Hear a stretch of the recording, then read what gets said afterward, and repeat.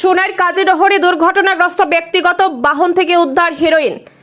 শনিবার বিকেল আনুমানিক সোনাই থানার অন্তর্গত কাজীডহর দ্বিতীয় খণ্ড এলাকায় AS11J0245 নম্বরের একটি গাড়ি পুকুরে পড়ে যায়।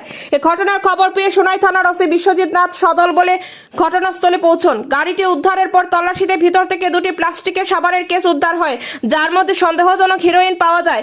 স্বাধীন সাক্ষীদের উপস্থিতিতে উদ্ধার হওয়া হেরোইন যথাযথ নিয়ম মেনে ঘটনাস্থলেই বাজেয়াপ্ত করে পেক ও সিলমোহর করা হয়। বাজেয়াপ্ত সন্দেহজনক হিরোইনের মোট ওজন 23.83 গ্রাম বলে পুলিশ সূত্রে জানা গিয়েছে। ধারণা করা হচ্ছে দুই মাদক কুকুরের দলের মধ্যে সংঘর্ষ হয় এবং গাড়ি তাড়া করে দ্রুত গতিতে ছুটে যাওয়ায় দুর্ঘটনাগ্রস্ত হয় এবং একটি ব্যক্তিগত বাহন। এ ঘটনায় জড়িতদের এখনো শনাক্ত করা হয়নি। নিউজ ডেস্ক রিপোর্ট, শিলচর সংবাদ।